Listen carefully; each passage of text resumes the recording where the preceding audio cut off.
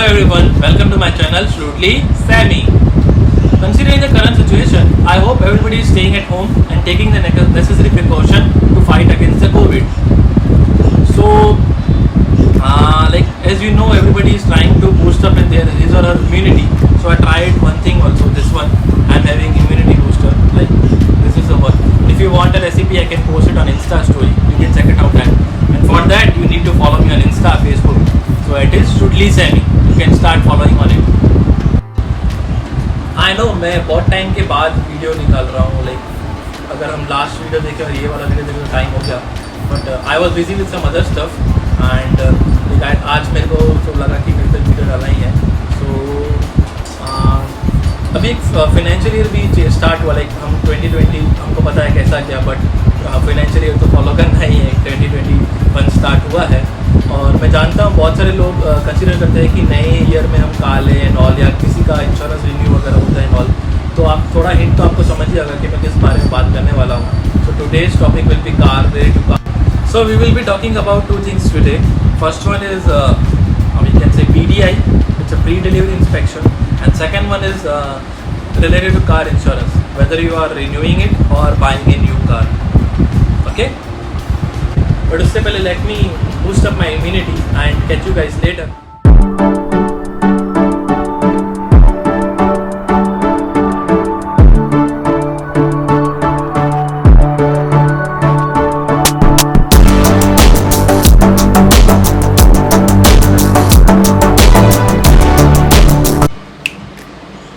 Weather is too hot. चलिए अंदर ही बात करते हैं, बाहर तो खड़ा रहना मुश्किल है. ओके, इंस्पेक्शन वो होता क्या, उसको हम PDI बोलते हैं. आप सब लोग जानते हैं कि जब हम कार लेने जाते हैं तो हम डिलीवरी के जैसे जाते हैं कि जल्दी जाएं, फटाफट पेपर वर्क करें कंप्लीट और कार लेके अपने रिचुअल्स पूरा करें and let's start your drive and journey like that. कोई प्लान करता है कि मैं कार लेके सीधा ही लॉन्ग ड्राइव पे चला जाऊँगा, कोई कैसे प्लान करता है. बट जो मेन पार्ट बीच में रह जाता है वो होता है प्री डिलीवरी इंस्पेक्शन, जिसको PDI बोलते हैं. लाइक फॉर एग्जांपल आप कार लेने गए तो आपको डीलर या उसका एग्जीक्यूटिव बोलेगा, sir ji this is are the papers you need to fill up and post that you will get your car delivered.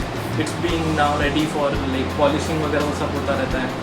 But उस टाइम पे आपको पहले जाके पेपर वर्क छोड़ के पहले आपको गाड़ी लेना है, देखना है सब कुछ कि भाई मेरे को गाड़ी देखनी है क्या नहीं है. तो सबसे पहले आपको एक फर्स्ट चीज़ ये करनी है, एक्सटीरियर का टूल लेना है. लाइक चेक फॉर स्क्रैच, कहीं डेंट, कहीं कलर का कुछ काम किया है या कुछ टूटा फूटा है या कुछ अनइवन आपको लगता है कि फॉर एग्जांपल प्लेसमेंट किसी का प्रॉपर नहीं लग रहा है. तो ये चीज़ें क्यों हम देखना चाहते हैं, क्योंकि कभी कभी क्या होता है कि लाइक कार को रिपेयर करके भी देते हैं कि समझ फॉर एग्जांपल कहीं डिलीवरी के टाइम पे या कहीं अनलोडिंग के टाइम पे उनसे कुछ कहीं स्क्रैच लग गया, कहीं कुछ टच हो गया, तो क्या उसको थोड़ा रिपेयर करके आपको दे देते हैं. तो वो देखना चाहिए आपको. अगर ऐसे थोड़ा मिनिमल है तो वो हम इग्नोर कर सकते हैं, बट अगर कुछ ज़्यादा लगे तो हमको डीलर को बोल के उसको कार रिप्लेस करवाना है. Don't go for that. कभी आपको कोई ऑफर देगा तो बोलेगा थर्ड या fourth service like vice and versa, तो वो चीज़ को आपने नहीं जाना. क्योंकि मैंने फॉर एग्जाम्पल 8 लाख गाड़ी के लिए दिए हैं तो मैं 5-10 हज़ार की सर्विस तो करा ही सकता हूँ. तो उसके लिए उसके चक्कर में मैं पूरा 8 लाख नहीं गवाऊंगा. ओके, सेकंड थिंग आती है कि आप टायर्स भी चेक करेंगे एक्सटीरियर में. किसी के अलॉयज होते हैं, किसी के नॉर्मल होते हैं, किसी के कलरिंग टायर होते हैं. तो टायर का भी देखना है, कोई टायर पुराना तो नहीं लग रहा है, वॉर्न आउट तो नहीं लग रहा है, ज़्यादा घिसा हुआ तो नहीं लग रहा है. तो वो चीज़ें भी आपको चेकआउट करना है. अब हम आएंगे सब कुछ देखने के बाद इंटीरियर में. इंटीरियर में हम क्या करेंगे, सबसे पहले इंटीरियर का टूल लेंगे. वैसे ही जैसे हमने देखा कि सीट्स वगैरह, अंदर का carpet and all, functions check करेंगे सब बराबर चल रहे नहीं. गाड़ी ऑन करेंगे. सबसे गाड़ी ऑन करते पहले आपको किलोमीटर्स देखने हैं. अराउंड 10 to 15 किलोमीटर्स चल सकता है. जैसे मैंने जब गाड़ी ली थी अपनी तो मेरे 12 किलोमीटर्स रनिंग दिखा रहा था ऑन मीटर, ऑडोमीटर पे. तो मैंने डीलर से, पर वो आपको जस्टिफाई करना होगा डीलर को कि इतना क्यों चला है. तो मैंने उसको पूछा तो उसने बोला कि हमारा जो डॉक यार्ड है 8 किलोमीटर्स यहाँ से दूर है और 3-4 तो लोडिंग अनलोडिंग में जाता है, कि ट्रक में लोड करते हैं वहाँ से फैक्ट्री से फिर उसके पास. तो वो नॉर्मल चीज़ है, जितना हमारे लिए फिजिबल है. बट मोर देन 50 या 50 के आसपास आए, मोर देन 50 तो कभी नहीं लेना. उसको बोला मेरे को चाहिए नहीं गाड़ी. अगर अराउंड लाइक इससे ज़्यादा जाता है और वो बोलता है कि मेरा स्टॉक यार्ड बहुत दूर है, किसी का होता भी है जेन्युइनली, तो आपको वो रीज़न पूछना है और जेन्युइनली आपको वो किलोमीटर्स चेक करने हैं. तो ये भी आप जरूर चेक करें। इंटीरियर में और क्या चीज़ें आएंगी कि सारे आपको फंक्शन चेक करने लाइक कि इंडिकेटर्स वगैरह का हो रहा है प्रॉपर कि नहीं, और जब फर्स्ट टाइम आप ऑन करते हो तो सारे वो वार्निंग्स आ रहे हैं, पर थोड़ी देर के बाद वो जाने भी चाहिए। वो सारी चीज़ें आपको चेक करनी है, मिरर्स, ग्लास एंड ऑल, अंदर सीट्स एंड नीचे क्लच वगैरह भी देखना है। एक दो बार प्रेस करके आपको ऐसे लग तो नहीं रहा कि वो लूज़ है या कुछ गियर शिफ्टिंग स्मूथ है कि नहीं, क्लच में लूज़ है नहीं। लाइक कभी कभी ऐसा होता है ना कि बर्न आउट होता है तो सीधा ही वो आपको कुछ फील ही नहीं आता वैसे टाइप सा। ब्रेक्स वगैरह कोई नॉइज़ तो नहीं आ रहा एंड ऑल। और 5-10 मिनट गाड़ी ऑन भी रखना, फिर आप इंजन हुड पे आ जाना। इंजन हुड पे देखना कि कहीं ऑयल का लीकेज वगैरह तो नहीं है, आपको कुछ ज़्यादा डस्टी वगैरह तो नहीं लग रहा है, डर्टी तो नहीं लग रहा। तो वो सारी चीज़ें आपको चेक करनी है। एंड वाइपर्स वगैरह भी चेक कर लेना। कभी कभी क्या होता है कि बहुत टाइम तक अगर गाड़ी और अगर गोडाउन में पड़ी रहती है तो धूप के कारण वाइपर्स वगैरह हो जाते हैं, तो वो भी आपको अगर ऐसे लगे तो आप वो रिप्लेस करवा सकते हैं कि भाई मेरे को ये वाइपर्स नहीं चाहिए। And also now last thing that you can check that कि जो एड ऑन एसेसरीज आपको दी गई है वो सारी लगी हुई हैं प्रॉपरली। एंड और कार में जैसे पेपर्स वगैरह होते हैं कि एंड लाइक स्टेपनी होता है and other like tools and kit वगैरह भी आप चेक कर लेना प्रॉपरली वो है कि नहीं। एंड बस ये सब हो जाए उसके बाद ही आप वो पेपर पे साइन कर, अगर आपने एक बार साइन कर लिया तो कुछ नहीं हो सकता फिर वो डीलर आपको कुछ रिप्लेस वगैरह कुछ नहीं करा सकता। और अगर आपको इतना नॉलेज नहीं होता, जिस बंदे को ज़्यादा नॉलेज हो उसके पास उसको लेके जाइए। एंड एक छोटा टूर भी ले लेना कार का, लाइक 1-2 किलोमीटर का है, उससे ज़्यादा थोड़ा।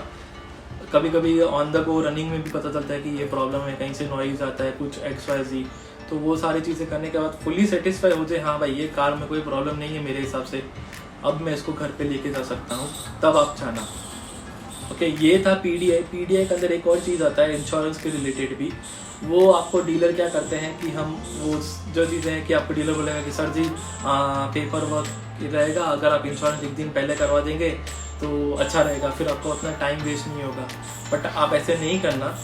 अगर आपको लगता है आपने प्री डिलीवरी से पहले मतलब डिलीवरी दिन देने से पहले आप प्री डिलीवरी चेक से इंश्योरेंस साइन कर दिया तो भी कुछ नहीं होगा, वो रिप्लेस नहीं करके देगा कुछ भी, क्योंकि गाड़ी आपके नाम पर रजिस्टर हो ही गई ultimately. Okay, so and last चीज़ ये भी रहेगा कि जब आप PDI कर रहे हैं तो जैसे फ्रंट डोर आप खोलेंगे ड्राइवर साइड का, तो वहाँ पे नीचे एक प्लेट जैसा लगा होगा, उस पर विन नंबर होता है। तो वो विन नंबर से आपको पता चल सकता है कि गाड़ी कौन से मंथ में मैन्युफैक्चर हुई है, कौन से ईयर में मैन्युफैक्चर हुई है। वो आप गूगल पर सर्च कर सकते कि how to decode VIN numbers and all.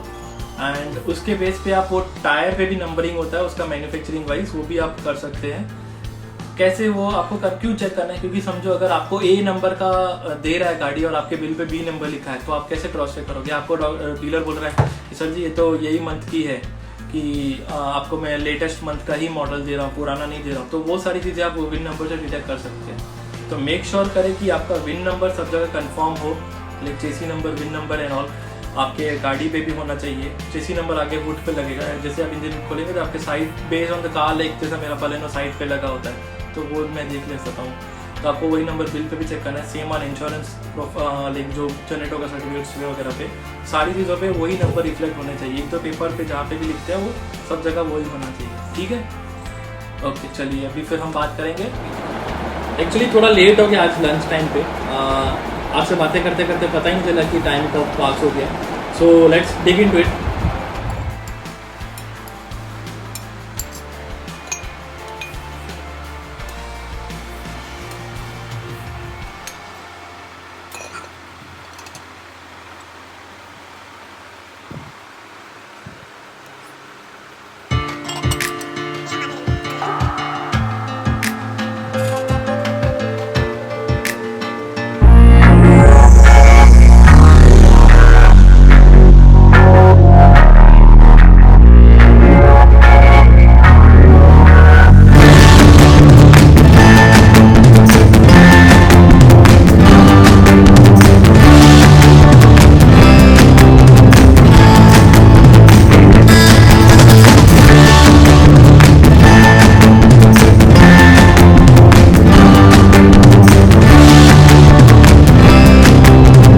Insurance की बात करेंगे। इंश्योरेंस में यानी कैसे होता है कि जब आप नई गाड़ी लेते हैं तो कोई बोलता है कि मैं डीलर से लूँगा, कोई बोलता है कि मैं बाहर से लूँगा।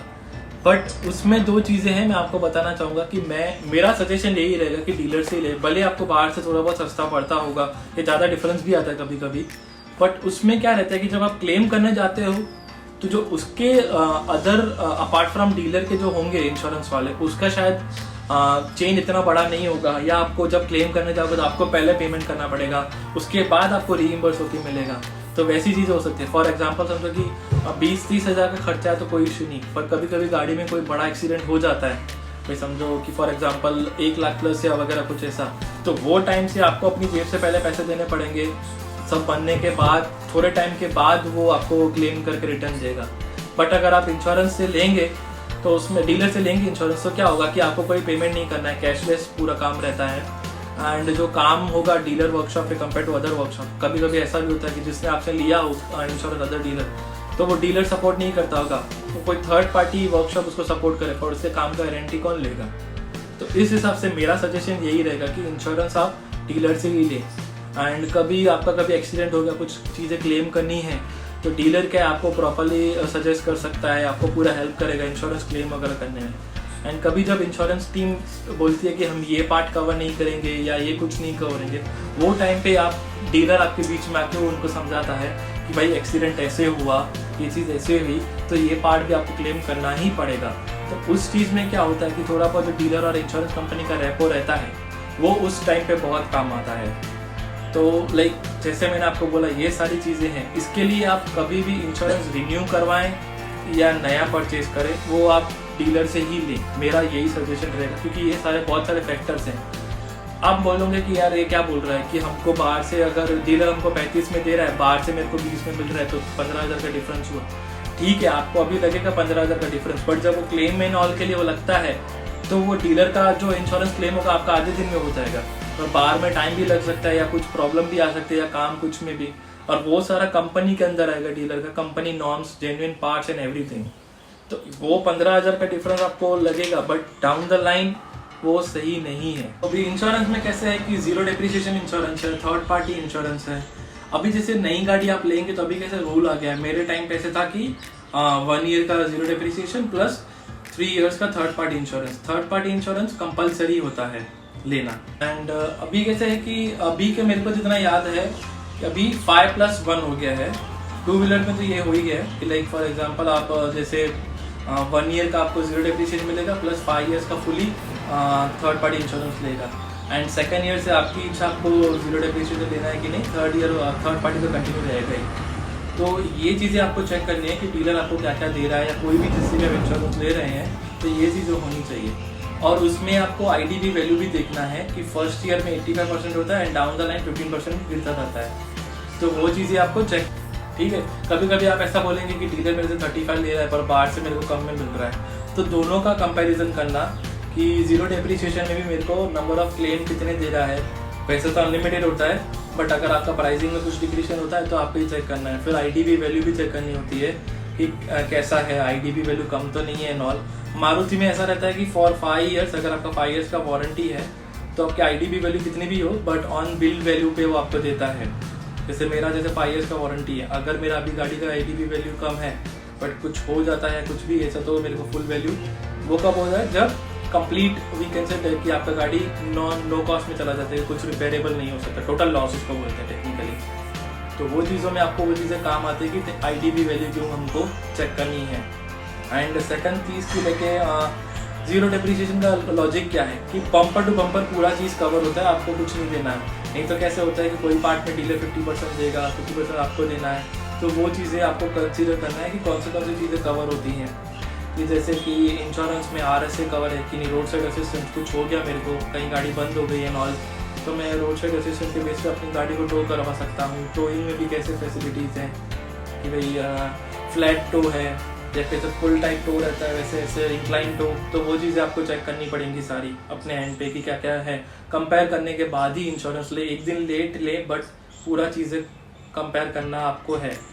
एंड उसके अलावा लिक्विड्स कवर कैसे होते हैं, कभी कभी कोई लॉक का या चाबी का भी, जैसे आजकल स्मार्ट कीज आती है, तो कहीं स्मार्ट की ख़राब हो गई तो उसका 15-20 हज़ार लग जाता है, तो वो चीज़ें भी आप में इसमें कवर करा सकते हैं।